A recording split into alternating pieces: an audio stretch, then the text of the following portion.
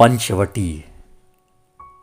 मित्रों, जब भी महाकवि मैथिली शरण गुप्त का नाम जहन में आता है तो अनायास ही मन में प्राकृतिक सौंदर्य, हरे भरे पेड़, पर्वत, झरने, नदियां, पशु पक्षी इत्यादि अपने अलौकिक रूप में आने लगते हैं।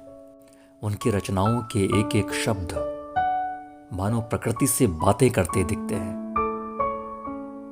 ऐसी ही एक रचना है पंचवटी।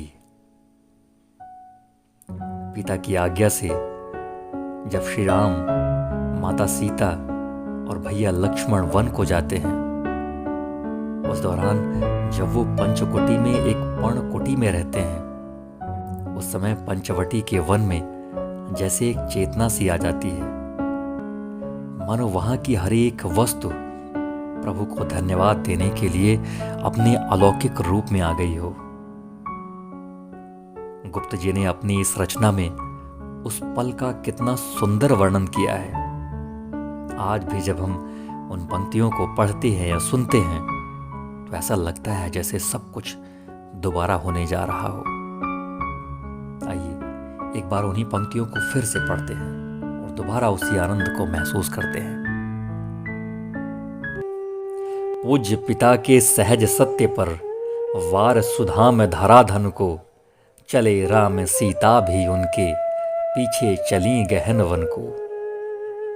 उनके पीछे भी लक्ष्मण थे, कहा राम ने तुम कहाँ, विनत वदन से उत्तर पाया, तुम मेरे सर्वस्व जहां।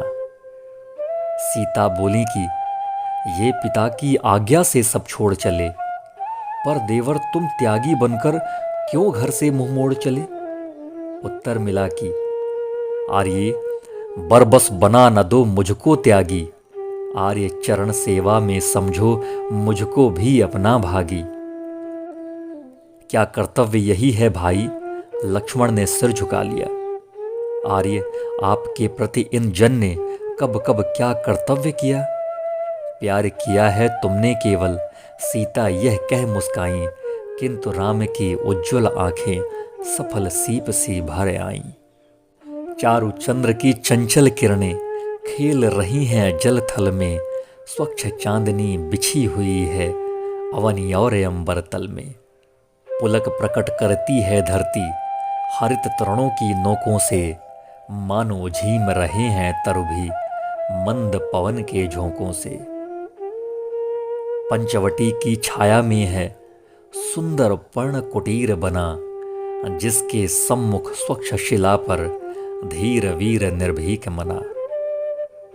जाग रहा यह कौन धनुर्धर, जबकि भुवन भर सोता है, भोगी कुसुमा युद्ध योगी सा बना दृष्टिगत होता है। वीर वंश की लाज यही है, फिर क्यों वीर न हो प्रहरी। विजन देश है निशा शेष है, निशाचरी माया ठहरी। कोई पास न रहने पर भी जनमन मौन नहीं रहता, आप की सुनता है वह आप से है कहता। बीच बीच में इधर उधर निज दृष्टि डालकर मोदमयी, मन ही मन बातें करता है धीर धनुर्धर नई नई।